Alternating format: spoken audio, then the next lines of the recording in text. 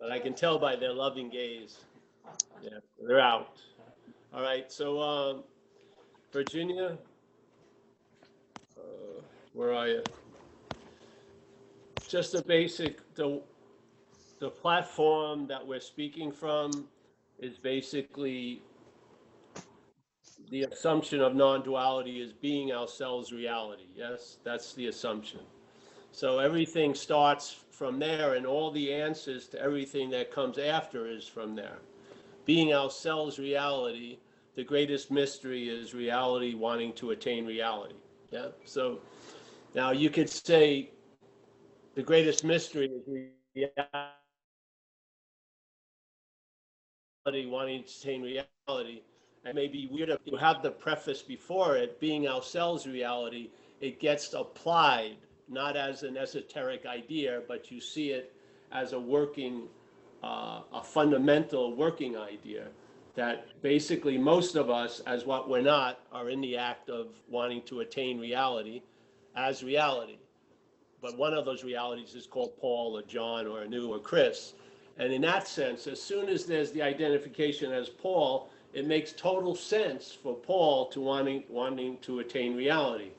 But the underlying that collapses all those flaws, FLOORS, is being ourselves reality.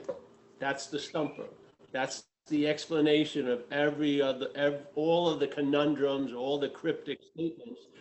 The assumption that underlying all them is being ourselves reality. You can't use yourself to find yourself, you see. Now, if you don't believe that your reality, and the reality is being a long-lasting, independent, separate thing, that you're at the wrong store to go through the mall. You'll probably end up here at the end. So, but all of your desires to arrive somewhere have failed isn't because of you, it's because you're already there. You see? This is how the head reinforces itself. When there's a failing of a failed system, it blames the center of the system, you. Yeah? So basically, you're never looking at the formulas that don't work. You believe it's because you're trying to use the formula and you're the one that's disabled. You're the one that's got some inadequacy there. And so basically you're going to strive for lifetimes. And when the failing of all those strivings is in plain sight, it will be turned on this imaginary you. And it'll be you that has failed. Yeah, you didn't kiss that foot long enough. You didn't stay on that pillow. Peace was just arriving when you got up to see if the laundry was done. All these things. And so it thrives on itself. So when the system fails, it blames the center of the system, which is self. Which causes self to feel more irritable, restless, and discontent. There is no self, but that feeling of being one generates more irritability, restless, discontent, and more seeking. And then there'll be more failing, more of it collapsing on you. You're not even a good seeker, I swear to God. Like for me, I wasn't good at almost anything. I was even a bad house painter, but I hang my hat on, I was a good spiritual seeker. I could sit for a long time. I had a good resume. I'd been to a few continents and stuff like that. But basically, every time something didn't work, it was because of me. Not that it was showing me the evidence of what a failed system can show you, which is it's failed. But it was being misread to reinforce the failed system. Yes? You keep trying to get out of something that you're not in, and your failure to escape that, you're blamed for. So even your desire to get out of it is used to reinforce the in. Yeah? Wow. It's insane. So basically, being ourselves reality,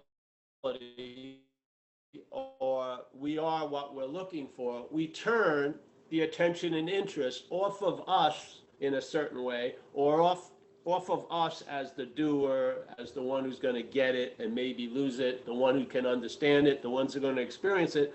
And then we look at what we're not. We look at the activities that can easily be described as selfing. You can see them because you're before them. Yeah. So basically, all of that looking isn't used to look for what can't be found. Yeah. It's stopped. There's a stopping of that form of looking, and then you realize something that you can never find out. Yeah. Because you are it. Yes. It's so beautiful in a way. So if you hear the message of non-duality, it brings a lot of the misunderstandings that our life and how this life seems to progress as this action figure, how that life is generated and runs. There are many, many misunderstandings.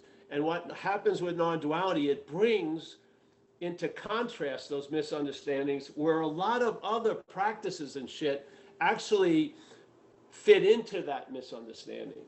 There's an acceptance of you as what you're not, and with the hopes that you're going to get better or transcend or become more authentic or purify or whatever.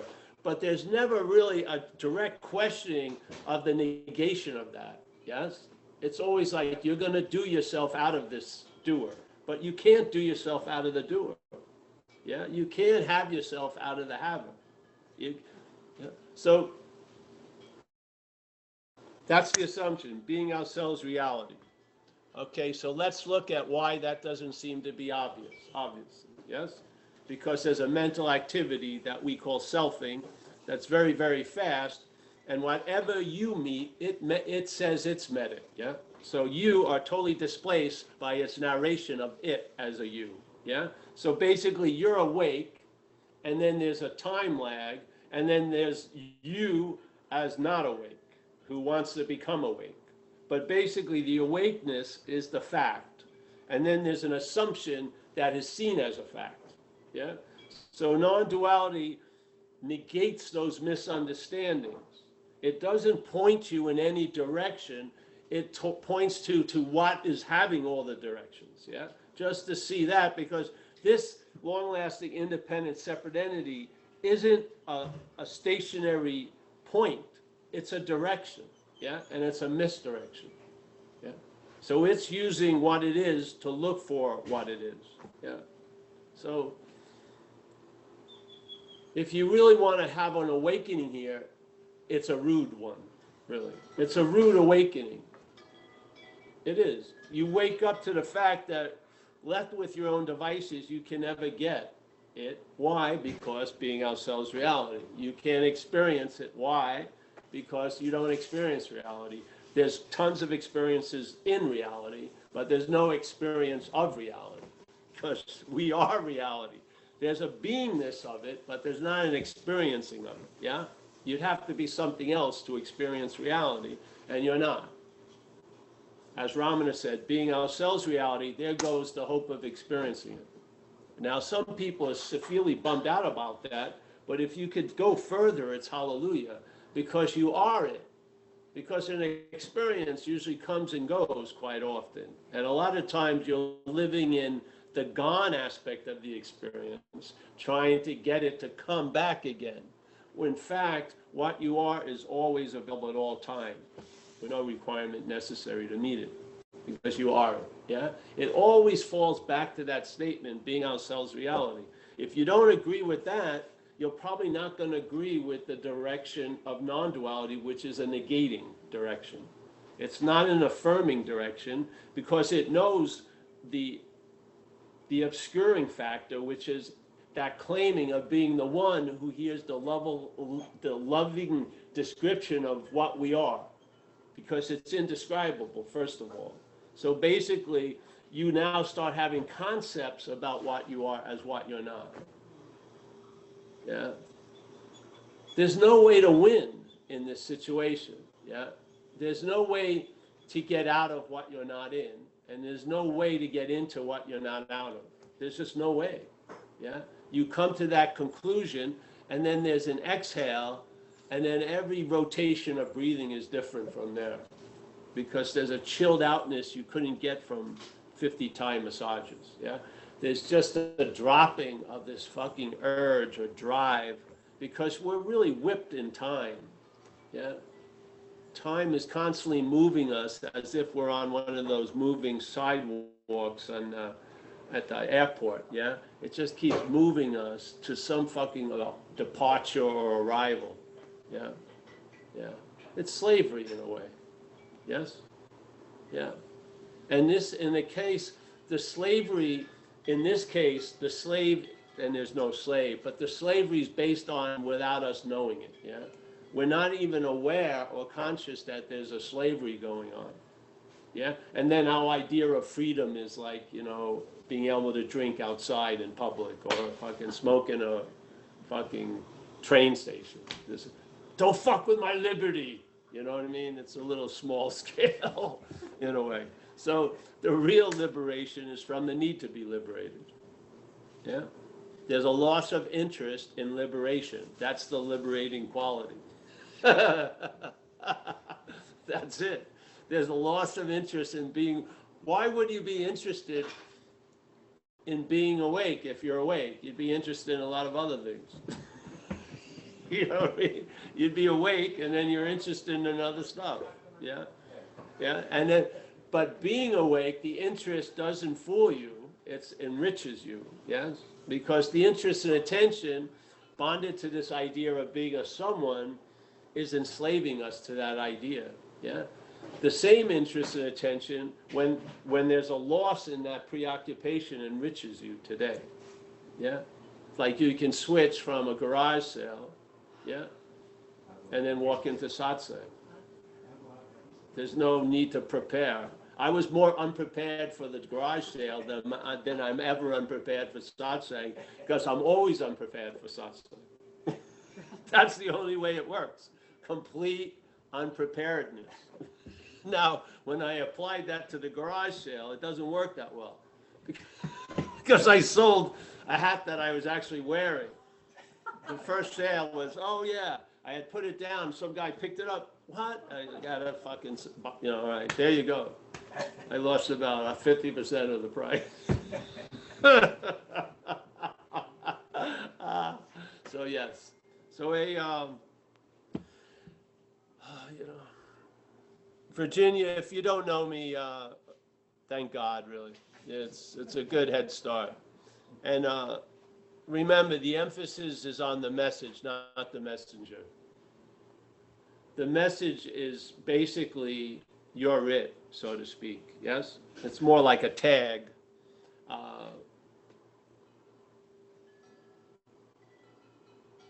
It's funny, you're it and you're never going to get it, basically. It goes hand in hand, yeah? So on one side, the you're it causes incredible frustration. On another side, the you're it produces an incredible relaxation. It's just basically where it's seen from, yeah?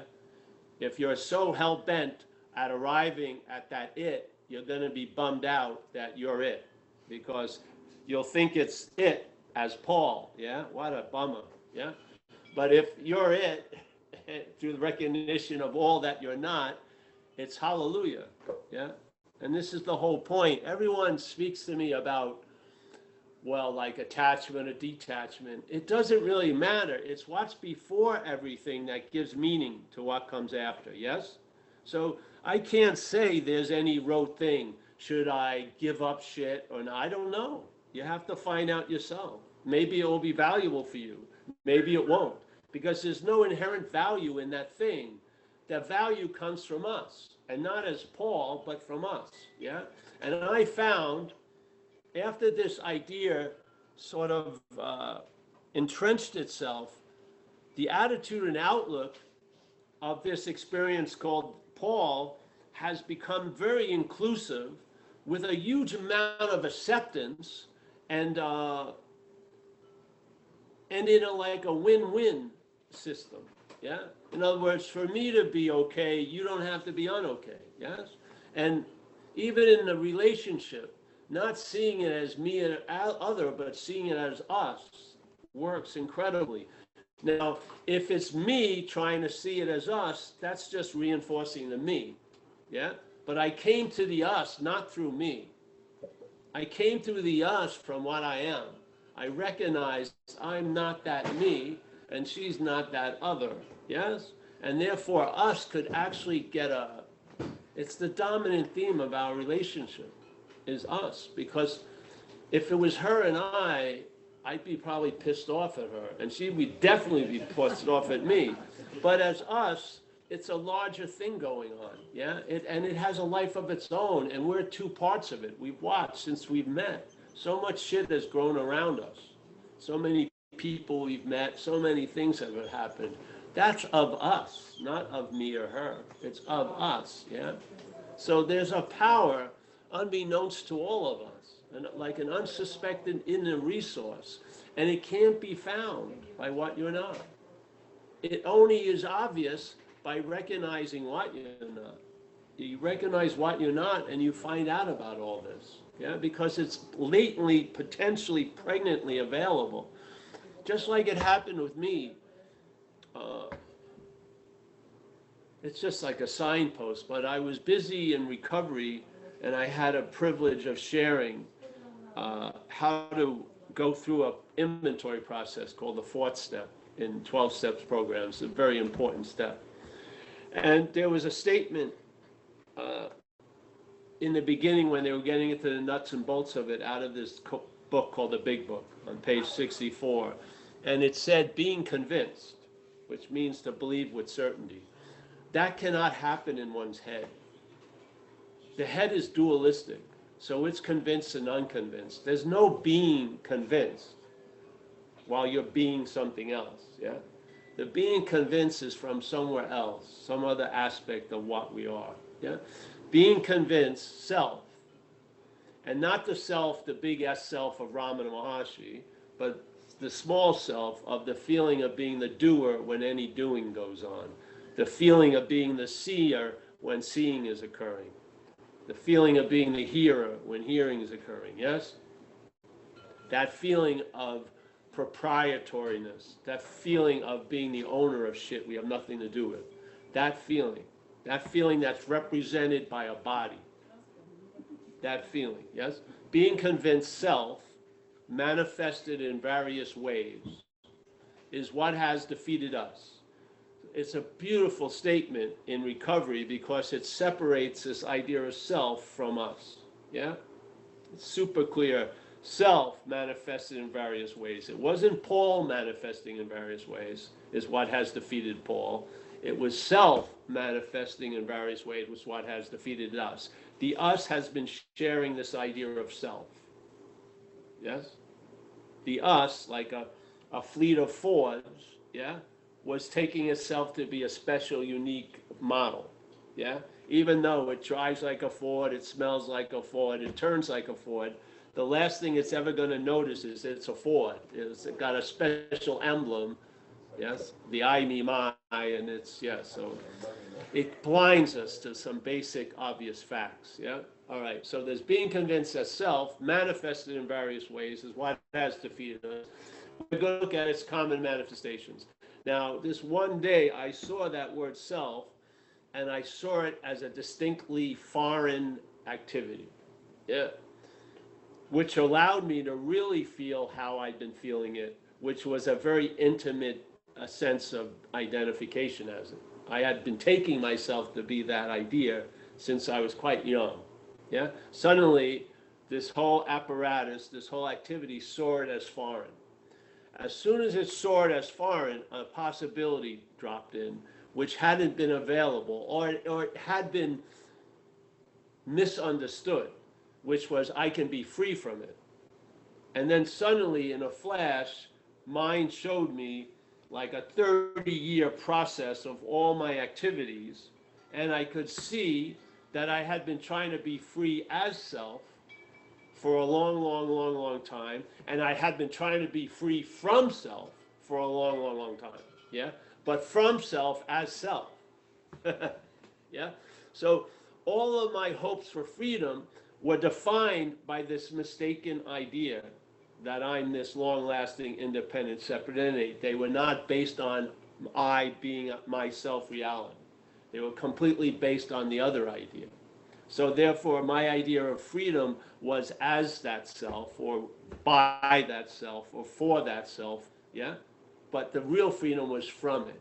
And the way I had that freedom become available is I saw it as foreign, yeah? Or a parasitical movement, whatever you want to call it. It doesn't matter, but the imagery of "it's not me" was incredibly valuable because it stopped that whole fucking encyclopedia based on it. Yeah, the volume was there, yes, and then something shifted. Yeah, and the shift had a lot to do with loss of interest. There was an inordinate amount of interest and attention constantly going to this mental idea. Yeah? And I realized very obviously that all the obsessing over self and self-obsessing over other things was a way of reinforcing the identification as self. Yes? Basically, because it's not true, it had to appear to be true, and there was a lot of work for that appearance to be true to seemingly stay in place. So a huge amount of mental activity goes into making this idea up because it can't glue to what you are, yet it can appear as if it's what you are. Yes? Yeah? How does it do it? Very simply. The mental activity claims what's happening and implies that it's you that's either being done by it or is doing it. Yeah? And it can only happen in time. So here's the event, seeing. Yeah? That's an event. You woke up in the morning, you didn't like proclaim I'm going to see today. You were seeing. Yeah? You woke up like that. Yeah? It doesn't like you wake up and then it takes 40 minutes for the seeing to kick in. You're just there. Like, what? I mean, you don't have to do seeing exercises, do you? You don't, really. You're just there, awake.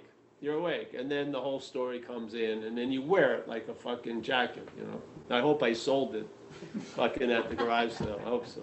I had a lot of versions of it.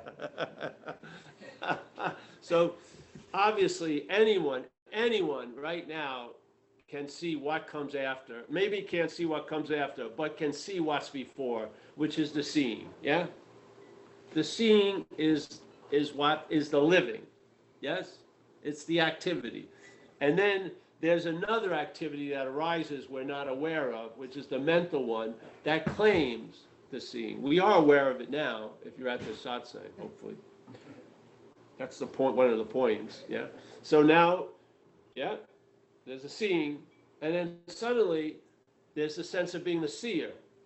And the seer feels like it's before the seeing, doesn't it? Yeah, because you feel like you're doing the seeing. So without you doing the seeing, in a way, there'd be no seeing. So you're more important than the seeing, obviously. The one who's doing the seeing is more important, so it's just shifted a huge amount of attention and interest from the seeing to the seer. Yes? So now we come readapted to a noun-verb interpretation instead of just responding to the verb of living. Yes? Beautiful, really. So now we're responding to the verb of living from a noun. That's why it doesn't make any sense, really. That's why if you as a little kid showed up and looked at you as an adult and you were flipping about next week, your little kid would say, what the fuck? It's sunny out, let's go outside and play. I can't play. I'm concerned about it. You know what I mean? The kid would be very confused. Yeah? Because the kid would be in the seeing, the hearing, the feeling, the tasting, the touching, while we're in the seer, the hearer, the feel, the taste, the touch. Yes? You see? So we get bound by the noun, and then it drives us to seek relief for the noun. But all the seeking relief for the noun, as Ramana puts it, can be used to reinforce the noun. How is it going to destroy it? Yeah? That's the question to ask ourselves. This isn't like, oh, there's a presupposing of a non-existent thing, wanting to get salvation for the non-existent thing. If that's the case, your spiritual practices themselves are reinforcing the non-existent thing. Yeah? How can they destroy it? This is not like a spiritual aquarium that you're seeing. It's meant to be applied to your own experience, not your experience, your observation and reflection on how it's going. Does it fit? Could it possibly be the answer to why shit hasn't worked out, especially in the spiritual realm? Because we're trying to get salvation for a non-existent thing. Yeah? And if that's the case, our spiritual practices themselves are reinforcing the non-existent thing. How can they destroy it? It's a pretty good diagnosis to sit with. Yeah. Because you're not going to get it from yourself usually. You're going to have to make it for yourself, but you're not going to usually get it. Usually it's traumatic experience or a white light event, or you hear it in a satsang. Yeah? You're not going to hear it in a lot of other places because they have incorporated the path to fit around you as a thing. That's why the word path is used. What enters a spiritual path or any path is a body. A path is of something you take. For you to go somewhere, it's like you got to have a car. So the thing is, yes, we're going to go to the highest mountain. Who's going to fucking go to the highest mountain? Sounds like you spiritually climbed to see this huge vista. It's all body oriented, the whole language. Yeah? And when you're chanting, you're not a body, you're chanting it as a body. So you're reinforcing the body identification because the only thing that wants to get out of a body is a body. Everything is very clear they're not in a body, other than the body identification.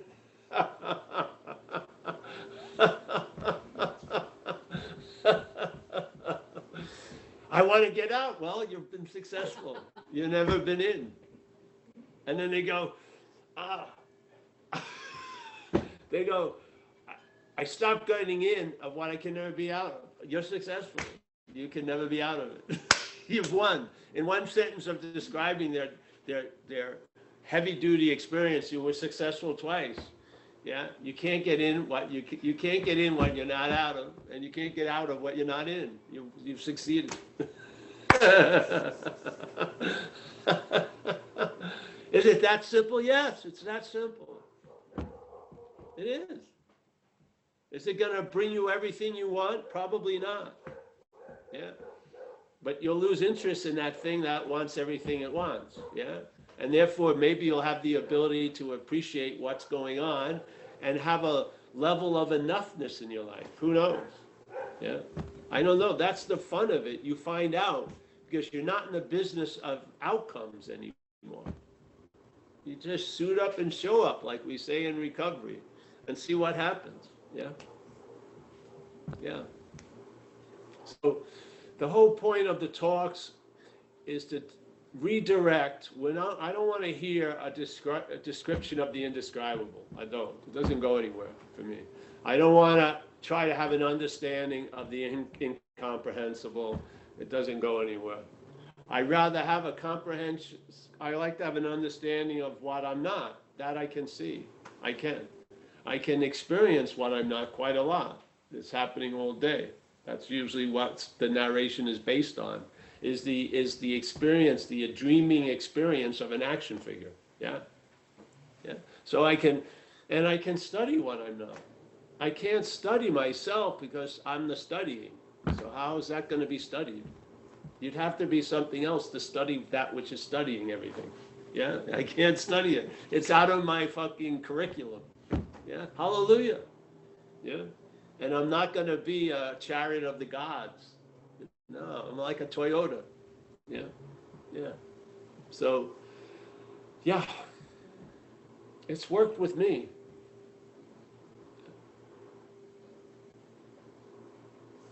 And everything that I heard in non-duality has panned out to be true.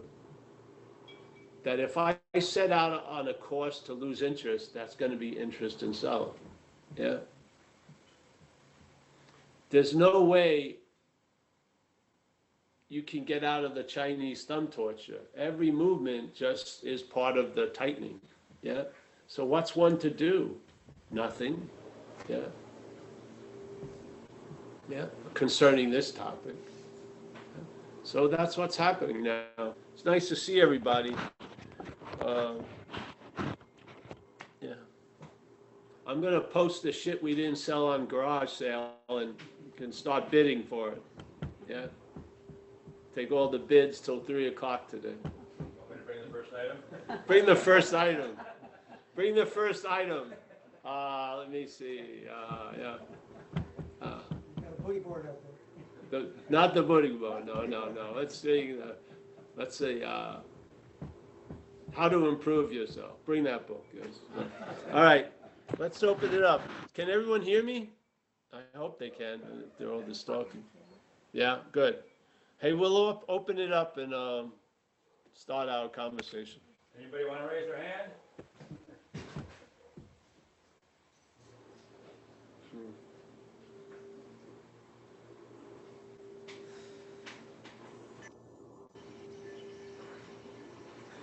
No? All right. We'll I say think goodbye. Virginia wants to say something. The live. We don't take questions at live meetings. No, I know we will. Go ahead. Just real quick, so the path of devotion, I mean, you talk about the 12 steps where there's a higher power. Yes. And you can surrender to that higher Yeah. power. Is that also reinforcing? It can be, but it can also be dreaming ourselves out of the dreaming. Can you tell the difference, or are you? You'll tell the difference, sort of like you'll be able to tell the difference between the trees by the fruit. You'll recognize it. Like it says, Jesus says, you can't know the tree, but by the fruit you'll know the tree. So you start traveling that way and you see that it works. Yeah? Okay, so if you're actually convinced, you talked about being convinced before, so I guess that would come from... I didn't say you're convinced, being convinced. Yes, Yeah. being convinced. So if it comes from being convinced, then that's coming from a different place than the me deciding, oh, I'm going to surrender as me to a higher power. Well, the first thing is the me's never decided. It's an afterthought. It claims to be the decision, but the decision was made in the brain somewhere. The head is just an add-on. Yeah, like her. Hold on a second.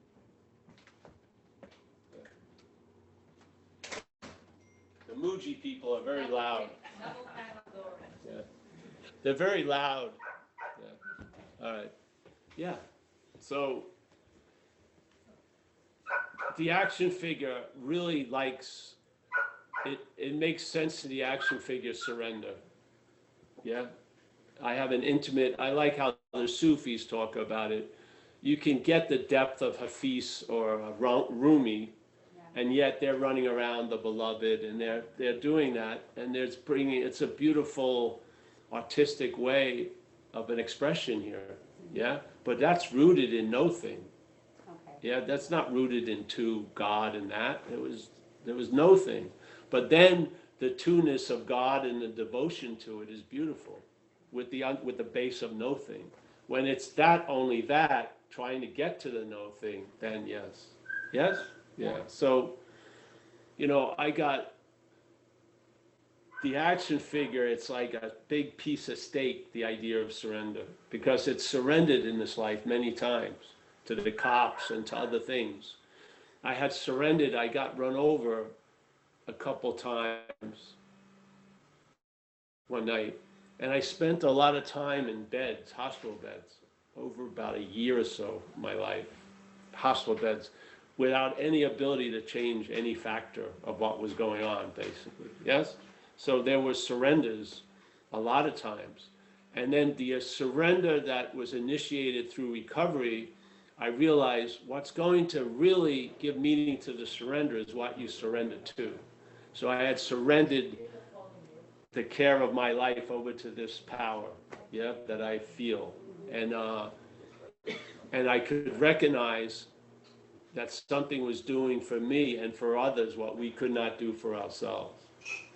And in AA recovery, I ran into so many coincidences, and I've seen so many miracles, and I've seen people, after 20 minutes of describing their condition, I would say, yeah, you're fucked completely. And after a few weeks, their life has changed. Yeah, so there's a lot of grace available. So that's on one level. And then the message of non-duality is just contextual, it's factual. So you don't, when you're blinded by the light, you realize you are that light. Yeah, you have the experience of being blinded by light. You may be drawn to a light, but you are the light. That's not, so you're not thinking tons of experience of lights is going to bring you to become light. You are the light. Yeah, so it frees you to really it's sort of like the Tibetan monks who do a beautiful mandala for a week with sand. They're fucking exquisite, and then the last day they just move it all around. Yeah. Some people would say, "Oh, that's terrible." No, they were way beyond that mandala. Yeah, because they've got that. Yeah. So there's nothing that you need to hold on to or lose or have. Really, that's going to replace that. So you can really be free to express. In my sense, I love the idea of something more powerful than the head, and to be open to have it work through me, and so I can see it in working through others. It's been awesome, and I don't see any confusion with that experience, and with there's there's no one and nothing's happening. I don't. Yeah, I believe there's dreaming, and then there's and the dreaming to me can be a beautiful expression. Yeah. So, yeah. That's beautiful. Thank you. Yeah. I don't like sometimes when the head tries to get into non-duality, it dries everything up. It becomes arthritic and rigid, and I don't like it. Actually, when I was asking you the I question, like it sloppy. when I was saying the question, I really felt that it was coming from my head. Like there's always like a doubt creeping in. There's like a sabotaging yourself in some ways. But now you're seeing it, and remember, you're not that one that's doubting, and basically that which is claiming to be the seer of the doubting, you're not. Yeah? Yeah. You don't have to, there's not like thousands of you're nots. There's a couple, and then there's, yeah, it's not like work. You just see it. You see one aspect, which is now the revealed sense of self, let's call it the thief, and then you see the other aspect is more active right now. While you're seeing the thief, there's an implying that that's the policeman. You're neither of those. That's the point, yeah?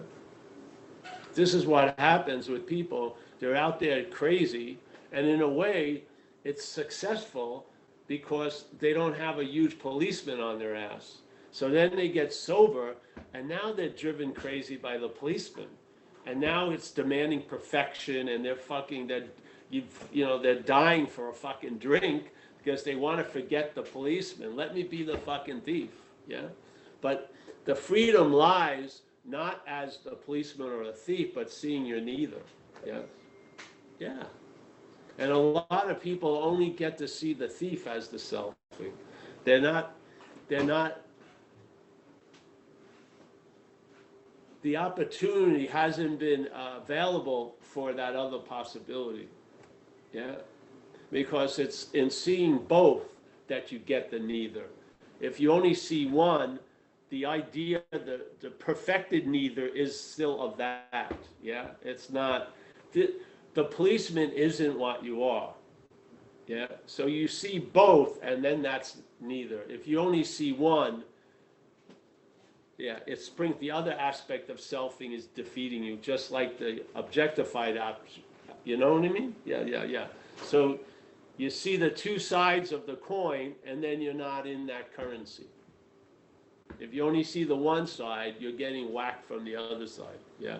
There's nothing like someone who's got a head full of non-duality. It's unbelievable. Yeah. Trying to drop it now. Yeah, we used to call them non-dual Pharisees. They have the letter of the law, but they don't have the spirit of it. It's up here. Yeah, and it's the policemen now running around with robes, pontificating. You said I, you said me, you said you. You're out. Yeah. That's what a policeman would do, wouldn't it? Yeah. So, yeah. Thank you. Any question? Virginia. Yeah, and then John, and then Graham. Okay, hey.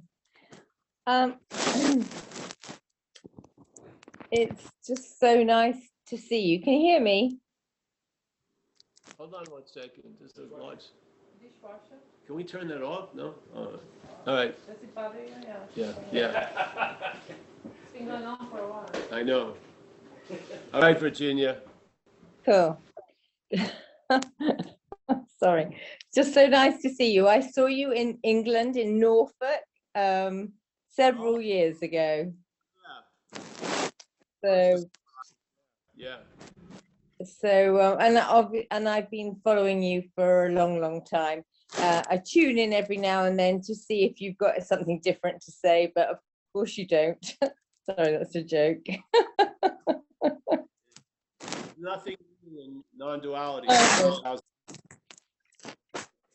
Anyway, I really wanted to talk, I can't hear you very well, but I wanted to talk to you about arthritis Oh, yeah? and about physical pain, and that there's a theory that physical pain can be trauma held in the body that hasn't been expressed and that needs expressing. And how do you agree with that? And how do you see that in the context of non-duality? I haven't looked into it enough to agree or disagree. I don't know what they mean by expressing it. What would that be? It would be just releasing, like through somatic experiencing that trauma in your body and releasing it in some way through different various exercises. A lot of times, you know, I'm not saying this is the case, but a lot of times the head convinces itself of something by doing something. Yeah? So let's say I have a huge cathartic event. Did the cathartic event produce the release, or did the head just say the cathartic event gives me permission to let this go? Yeah? Yeah? That's one thing. So I don't know what it would entail, what the expression would be, and what does that have to do with non-duality, arthritis?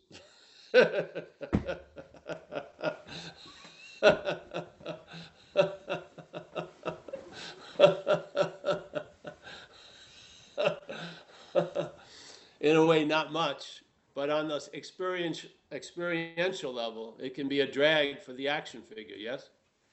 Yeah, Yeah, I experience it a lot. I had a I lot, know.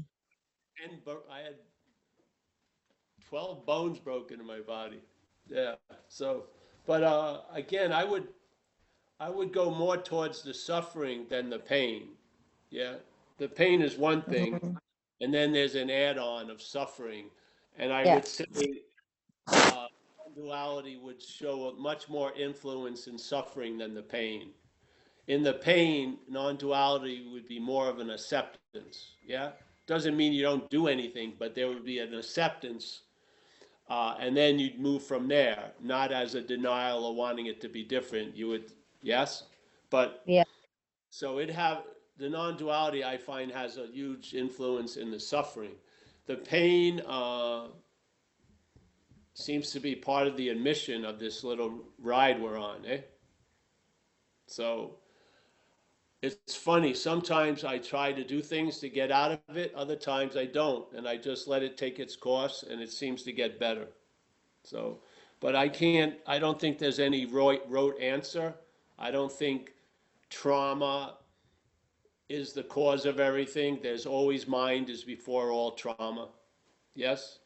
And mm, I actually see this as an event of dreaming, and it's not trauma dreaming, it's mind dreaming, big yeah, mind.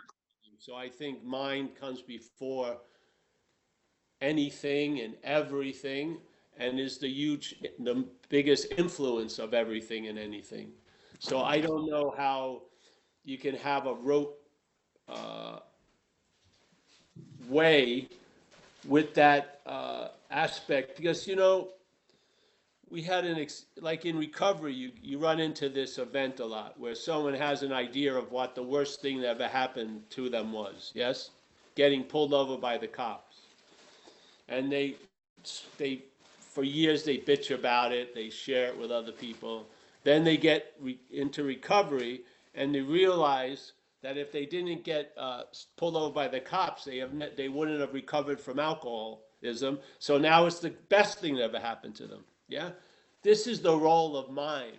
Yeah, And a lot of times, most people, they feel trauma is of the body, yes? Or it's located in Mm, there. But what's absolutely, yeah. our body is mind, yeah? Mm, The greatest influence of any relief in the body doesn't come from the body, it comes from mind. Yeah, it may appear as the body, but it comes from mind. That's my feeling. But no, I don't, I'm not studying that or following it much. Yeah. okay, thank you. Guy I met, one day I was surfing, and then the next day I was in a jacuzzi with 78-year-old people. And I was talking to my new friends, because my knees, I had a thing where the knee went out in the water. And I was sitting with my new friends, and I said, I'm never getting an operation. And the guy says, well, pain's the biggest convincer. So basically, I can't speak on the topic because my pain isn't that severe right now, to tell you the truth. Yeah, the quality of life isn't really at the expense of the pain. So, yeah. But Okay. yeah, I think a lot of people it helps with the trauma, but I don't know. Yeah, I'm more into the idea of the suffering, and I feel when does the trauma end? I feel the Mm, mind can just make up new shit. yeah. Yeah, so you go through your five traumas, then you find there's five more traumas. It's sort of like you deal with the family of origin problem, and then you got to go to the family of origin from Mars problems. Yeah, because the head makes more shit up. So yeah. First things first. Yeah.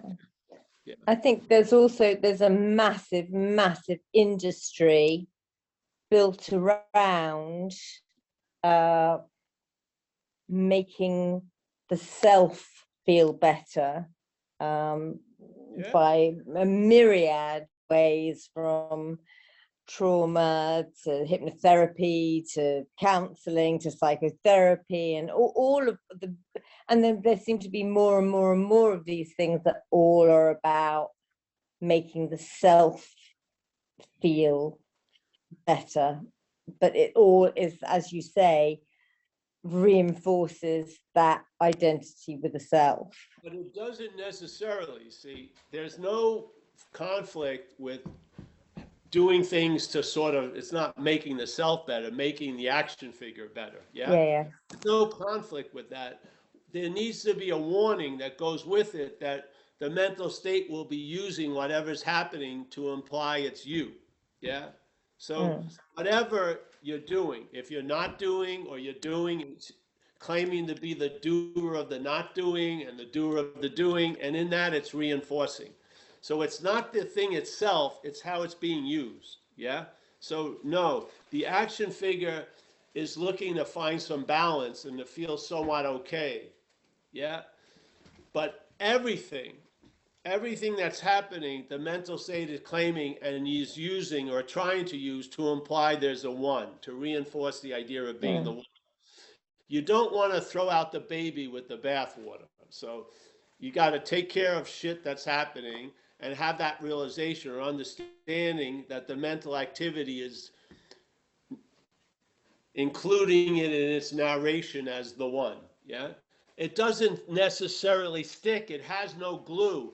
Our not being aware of it is the glue. Yeah. That's one of the points of these talks, is to bring into light what's not available to be seen. Yeah. We're believing we're doing meditation, and we don't realize that meditation is being used to reinforce the idea of being the meditator. Do you have to stop meditating? No, just when you sit on the cushion, be aware that something else is saying you're sitting on the cushion. That's all. It doesn't mean I can't sit on any cushion. No, whatever you're drawn to, what works, do it. But realize there's a head that's saying it's you that's doing it. That's all. Yeah. Did you know before when you were doing shit that it wasn't you doing it? No. I mean, I thought it was me doing it.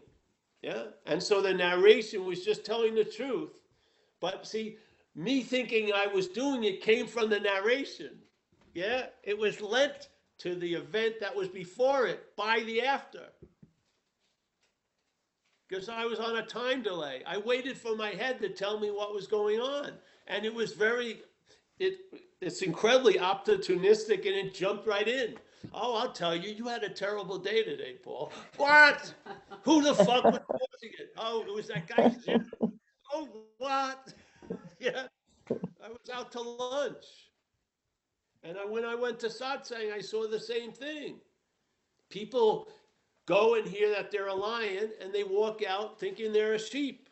Yeah. So that point is, like when we used to tell the sheep and lion story, it stops after the young lion, who's now became like a big head of the sheep herd, runs into an old lion, and the old lion drags its young lioness over to the water, and it's the young lion sees its reflection finally, compares it with the old lion, gets it, and the old lion goes roar, and it roars. And right 5 minutes before that, the best they could do about roaring was taking 3 months of roaring classes. Yeah? Of course, it had forgotten. Well, that was a pretty good move. Huh? That was fast.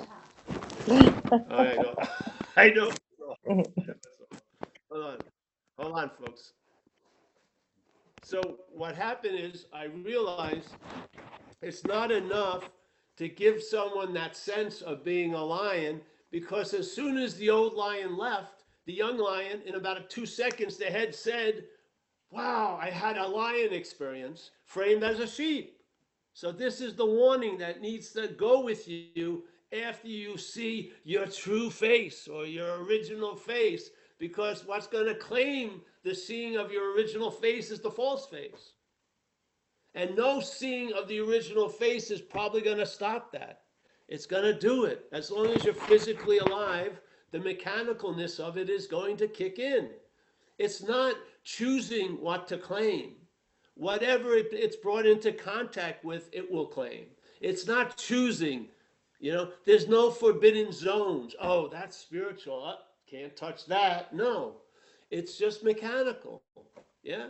When there's an acknowledgement of something going on, like seeing, hearing, feeling, tasting, touching. There's the living of the seeing, hearing, feeling, tasting. Something becomes aware of that. The mental state arises and claims that, and now turns it into a narration. And a lot of us start at the narration. We miss the beginning part. And the beginning part has been replaced with that which came after. The idea of being the doer, the thinker, is now which is before. And now everything is explained from that before that's not before. It's to such an insane point that the before will become an after to the imaginary before, and you'll start using reality to try to attain reality. Yeah. This basic, we share them every week. Not to have an understanding of it, but to have it there when the activity goes. So there's a recognition that matches the activity. Instead of responding to the activity, that's me, you respond to the activity of being the seeing of it. And the conclusion of that is, it's not me. Yeah? With the information, that which when you saw it was, oh, that's just more of me, more of me. No, it will be stopped. That's not me. That's a huge fundamental change. Because we're worried about all the shit that happens way down the road. We don't see how it all starts. That which comes after, which is you, the idea of me, Paul, the action figure, having subjective qualities, it has nothing to do with. Yeah? It's like the flute claiming itself to be the master of flute playing. The flute never plays the fucking flute. Something else plays the flute. Yes? So here, there's the event. The event just keeps being claimed without us noticing it and reinforcing the presupposed non-existent thing. That's all. Do you want, all right, if it gets bad, you got to know where pails of water are. You got to know where the fucking emergency switch in. We're not at that fucking intensive care unit. We're trying to go to where it's the conception of it. The conception of it is there's a living, and then there's an interpretation of the living that's reinforced and supported by a narration of that who is living. Yeah? How are you going to derail it after it gets that momentum? You see it at the station. You see it at the station. Something is implied to get on. You don't see anyone getting on. Something, every time it's thought about, oh, you're already on the train. You don't remember fucking entering the train. Yeah? Now you have an awareness that you weren't being accessed to. You were out to lunch and the narration took our place. Yeah, and now we're trying to attain reality as reality. Yeah. However it looks, that's basically what's going on. We're, like St. Francis says, what's looking is what you're looking for. That's the exact same thing as being ourselves reality, you know? The seeker is the sought. Yeah? Yeah. Can't use the Buddha to seek the Buddha. Who or what would that message be appropriate to? Only to the Buddha, not to Steve or Bill or Paul. But we're under the assumption that we're Bill, Steve, and Paul, not the Buddha, even though we're always and always will be the Buddha. And the message, that warning, was given to the Buddha, not to Bill and Paul and Steve. That's why the message is never talked. It's not for you. You're the obscuring. You're not the destination that the roadblock is blocking. You're the fucking roadblock. We're trying to roadblock through you and get to the destination, which is right where you are at all times. Yeah? That's the point of satsang. If the point of satsang was to reinforce the non-existent thing, it wouldn't be based in non-duality. Because the non-duality is a negation of that whole assumption that the non-existent thing is deserving of salvation for itself. It's just pointing out the fact there's no thing. Yeah. It doesn't mean you stop taking care of the action figure. Basically, you were never taking care of it. It's built in somewhat. Yeah. Oh, if it's not me, I'll be doing acid by 11. No, you won't. You'll probably fall asleep on the couch in a sea of Doritos with a remote in your right hand. Yeah? Because there's never been you. Everything that's happened didn't happen because there was you and now there isn't. There's never been one. This is how it's going. Yeah? This is what... To me, it was much more, this became ultimately important, like Ramana would frame it as the problem or the greatest mystery. To me, it made no more sense to move from here. If you don't see this, you're going to be looking from it. Yeah? If you don't see the warning, you'll be the thing fucking so afraid and trying to gather warnings about everything else. Yeah? If you don't, I'm serious. That was the message with me. It just put an end to my fucking going into metaphysics and going off into 14 dimensions. It means fucking shit to me. Because there'll be a story, it's you, that's been at every one of those dimensions. I'd rather just see the mechanicalness of the story of you. Yeah, and see that it doesn't fit. Yeah, and you're something prior to it. And why would you allow, if you're prior to it, how can that which come after dominate you so much? If you're prior to it, it would be like that old guy Adi Das said, you have the ability to outshine circumstances and situations, not as Paul, that's derived from claiming situations and circumstances, but what you are. What you are can outshine, let's say, fucking arthritis. What you are can outshine terminal illness. What you are can outshine a lot of things, can outshine joy and bliss. It's just always shining. Yeah. It's not, it's almost as if the only way we can think of it is by comparing it with other specimens when it's a specimen of its own realm. There's no way there's any comprehension from where we're trying to look at it from. That's great news. So we stop fucking trying to figure it out. Yeah? I believe, we can find out a lot of stuff. Yeah, we can. To me, it's the better form of knowledge than knowing. Yeah. So when I give up the idea, I've realized my pay scale doesn't go that far. Yeah.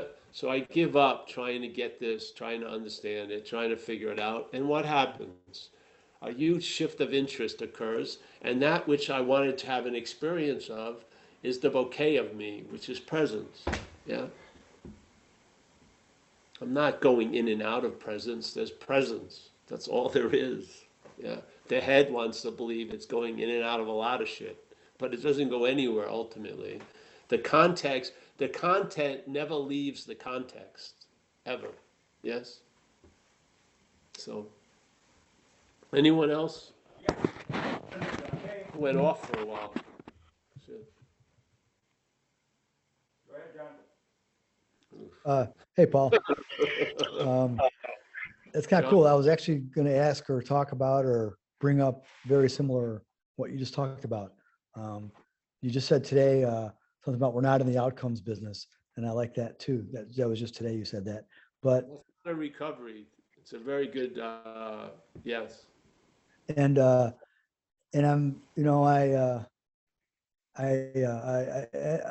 how you call it? I entertain what you say a lot, or I try to, and it's really very helpful. And but I'm very interested in like alleviation of suffering, my suffering, not just some abstract suffering out there. Yeah. And I like the emphasis on, you said something recently too about feeding the wrong mouth, the knowledge, trying to get knowledge that's just kind of feeding the wrong mouth. That's very helpful for me, or for me. Because I used to really get into the ninth dimensional, whatever, but really, what's that good for tomorrow? I don't know. But what I'm trying to say is this paradox is just really kind of cool. The Buddha came here, the cessation of suffering, that's a real thing. That's an important thing. That's a central thing. And the action figure suffers and wants out, absolutely. And that's okay. I'm just reciting what I understand. But, like, as you said, you can't use non-duality. You can't use it for means, but you've said like skillful means, like I've heard you say that, and I verify, like surrender. I know it's not a practice now, I'm not saying that, but just like when you realize, I like how, it's above your pay grade, or you're not managerial quality. I have this job, my job. And it's just so cool to just realize, I'm not going to figure this out. I'm not going to find my way out of this, whatever this is. And it's like when you talk about like the gripping hands become the wings. It's just like really cool. Yeah. And what I'm saying is just, I'm not going to figure it out, and I'm okay with that. It's actually kind of cool.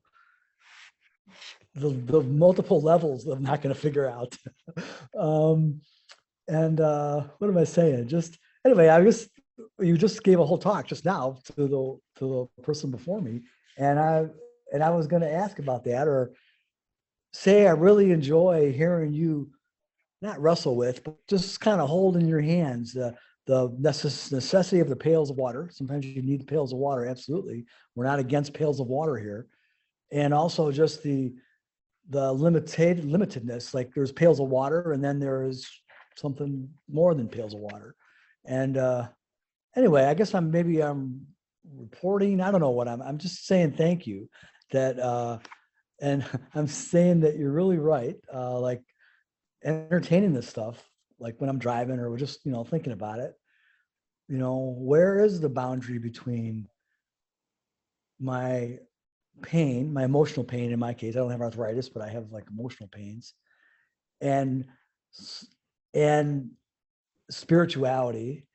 And sometimes there's just pain. There's just like, I don't like this. And okay, I just don't like this. I wish I wish this guy were behaving differently, you know, and I wish it was chocolate ice cream and I don't like vanilla, you know. And it's like it's very freeing to just like to just be in not so much be in pain. That's not I'm not advocating being in pain, but just like, okay, I guess we're in pain time now, you know, and I know that's gonna like be done because it has always been done numerous times in my life. And anyway, I'm doing the talking here, but I really like it when you talk about this stuff. So I'm just letting you know that I really enjoy when you express about this duality or this, the pails of water, and people go into spirituality because they want to, because they're convinced that they're separate. So they want to be together with people, but that's just because they're convinced they're separate. And spirituality can maybe cure that convincement of separateness. But being together is also kind of cool, to have, potlucks, whatever, members of the cult. And so anyway, so thank you. That's all I'm saying. Thanks. Thank you. See, this is the subtlety.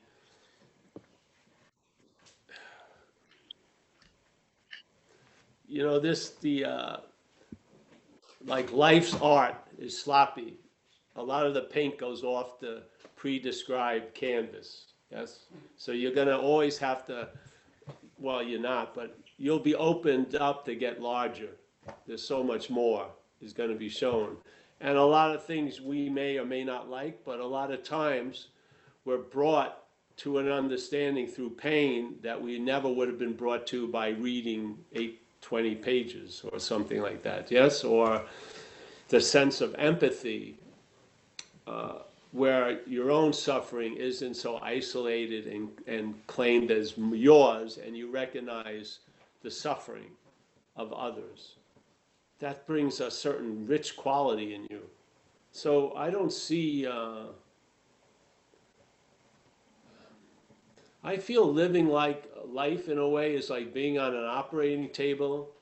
You just don't get up, you don't play doctor, and you'll really appreciate the wisdom that's afoot, so to speak. Yeah, because we know a little, really. And you have to realize we're seeing through a very myopic programming.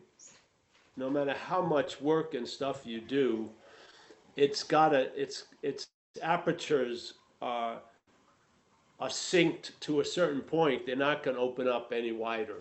Yeah. So the point is, the real freedom isn't through this programming or this action figure. It's before it. Yeah. Yes. Yeah. So when in Rome, you got to do as the Romans do, and you got to render unto Caesar's what Caesar's. But you're not a Roman. Yeah, you're not. You're in this world, but you're not of this world. And to me, the greatest influence in this world is the of, really. And we are that representative. We represent the of in this in. Yeah, we do. And then when that becomes obvious, you see the of everywhere. It's gorgeous to me. So, yeah. Yeah. So, and next one, Mike? Graham. Oh, Graham. Thanks, John. So I'm always happy to see you, John. And what you are and where you are spoke a lot just now. So that's great. It's an acceptance of what the mental state in black and white sees as totally conflictual. Yes, I love it when it all starts becoming. Yeah.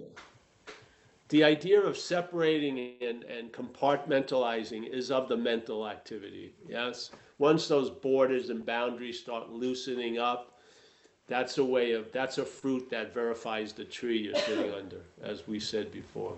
Yeah, yeah. All right, Graham. How's it going, Paul? Oh, it's going. Yeah. I have a quote to share from Nisargadatta. He said, "Desire is the memory of pleasure. Fear is the memory of pain." Oh, what did he say?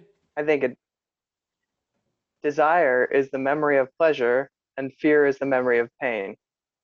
I think it's pretty accurate in this situation. Yes, and that we're working off memory most of the time, or the mind is. Yes, the mind, not us, yes. Yes, of course, that's how it sees. Like the Course says, it sees only the past, Hmm. which is memory, yes. Yeah. Driving with the rear view mirror. I find it mostly, there's a huge difference between pain and my pain, suffering, my suffering. That my, it's only a two-letter word, but it signifies a lot of influence, yes? And that's the act of being identified as the one. And I would think it's easier to get out of that than it is to get out of pain. Yeah. Because you're not in the first one. And it really feels like you're in the second one. So yeah, I like to see the Maya it's not like you've got to pick up a mountain. It's just something. If it clicks, it will really bring about a lightness into the traveling. The idea of my problem, you can see how much weight comes from the my and is distilled into the problem. Yeah. What is that my? Yeah. Yeah. Thank you. Yeah. That sense of ownership comes with a lot of penalties. So if you believe you're the thinker, the thoughts will own you. Don't they? Were you driven crazy when you were a kid by thoughts? Probably not, because they hadn't turned into yours yet. They weren't anointed your thoughts. As soon as they're your thoughts, they seem to have an inordinate amount of influence in your life. What's that? Where did that influence come from? Not the thoughts. Came from some activity, yeah? That claiming, that identifying has a huge juice. It's a huge mover of juice in our lives. Huge mover. And most of us jump right to this thing after the my and emphasize the problem, but not the my. Yeah? Yeah. Yet what's more influential? The my. It precedes a lot more shit than a problem does. It's not problem, is it? It's my problem. Problem girlfriend sometimes, but it's my girlfriend. My. Yeah, that's much more influential than what comes after it, yes? Look at it. Does the money give meaning to the my, or my money give meaning to the money? The my. Which comes first, the my? There's so many unseen roles that the head's playing. Yeah, we're outmatched completely. You need to see it before it, not after it. After it, it looks like fucking the Himalayas. Before it, it's a molehill. Yeah? You're the mover and shaker. And it doesn't matter. This isn't about living without the Everest. You just come to terms with it. Yeah? You're not in fighting with it anymore. You realize it's not being oppressed on you. Yeah? You're the dreaming of it. Yeah? You come to terms with it. Yeah? You're not in a dream. You're the dreaming of it. It's different. Yeah? If you're in a dream, oh, I'm going to opt out. Yeah? But dreaming, there's no opting out. You're the dreaming. Where's the, I want to sign off on this. No, there's dream, I don't like it anymore. That's part of the dreaming. Yeah. So like people believe they're on a ride, but they are the ride. It's hugely different. So, yeah, this is just, if you go back, the aperture has to open up more. Because what it does, it includes other apertures you weren't aware of. And you watch how the mechanicalness of the camera triggers that, Yeah, yeah. And you're not of it. It's like we did the brownie and the big camera. I don't want to go through it again.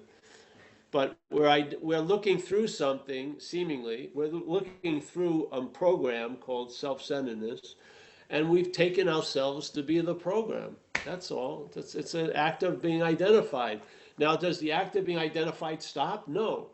But what happens is you don't fill it up. Yeah, the interest and attention, which is really our body weight, really, what we really are, has been withdrawn somewhat. And now you see what you used to look from. That's all. Yeah, and now there's a different balance. Yeah. You couldn't produce it. That's one of the acceptance. That's one of the realizations. I can't get out of me. It's impossible. Thank God I can give it up because it was fucking exhausting. Seriously, I didn't want to do a 3-month retreat. Really? Maybe at Spirit Rock, the food's great there. But I mean, in fucking Thailand, I used to lose a pound a day. I did a 3-week retreat. I lost 21 pounds. Fucking, they gave you a weak soup, and they gave, as a token, you'd get a yogurt drink. At 12, little fucking probably expiration date, 8 years before. That was it. Fucking 14 hours of meditating. Wow. It was cool. I mean, I saw mandalas moving and fucking peak experiences, but it didn't do anything to shift the power balance whatsoever. It didn't. It was all usurped very quickly to produce another appendage on self, a spiritual appendage, which I got fucked by. So, all right, anyone else? I see Helen C. How are you, Helen? Just want to say hello. One of my favorite people. Yeah. All right, anyone else, Mike? I also got any other hands, but I wanted to ask, did you ever see the Saturday morning kids show, H&R Puff and stuff? No. Or anybody here? It had a talking flute on it. A talking flute? Yeah, when we were talking earlier about the... Oh, yeah. But this really is the dreaming experience of being that flute that we then, I call them dreaming leaks, right? We can't have, like, not have animations that are, oh, those aren't really talking. Yeah. Just somehow to contrast it. And this really isn't doing the same thing. It was a very cute flute, though. Yeah. Well, let's say goodbye to everyone, eh? It's a while. Let's see. We got Sasha. Sasha from Germany. Have we ever figured this out about the writing of the book? Not yet. I'm still waiting for James's email. Not a problem, Sasha. I'm sorry for that. No problem. Thank you. It's you've run into the disorganized maelstrom of zenbitslap.com.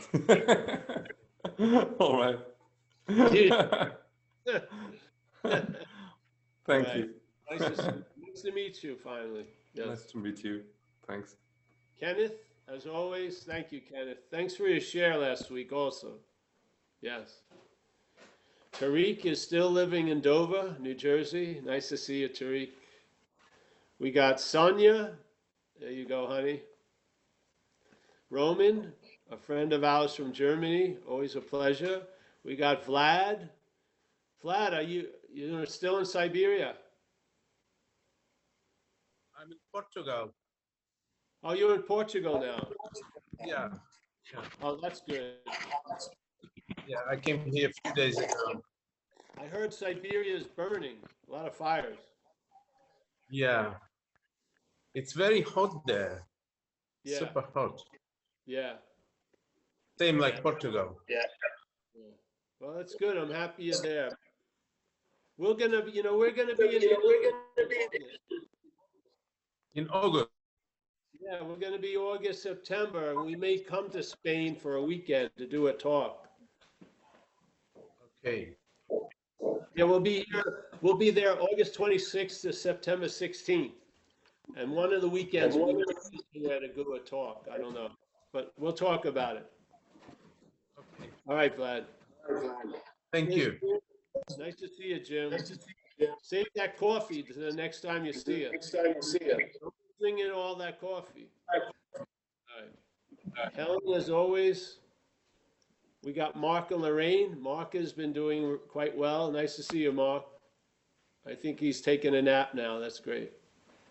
Good way to receive the message. I can't move the thing. Oh, there you go. We've got Mike in my own. What? Mike's in my house. He's in the kitchen. Tommy, thank you again, Tommy.